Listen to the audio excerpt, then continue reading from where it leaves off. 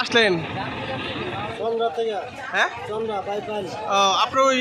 টাঙ্গাইলের যে বাইপাস ওই রাস্তাতে না সেই রাস্তায় আসলেন বেশি জাম এই রাস্তা আসতে অসুবিধা হলো না আপনাদের রাস্তা সিঙ্গেল রাস্তা তো এই জন্য অনেক আপনাদের সখীপুর থেকে আসতে এই রাস্তায় ভাঙা নাই কোনো অনেক সমস্যা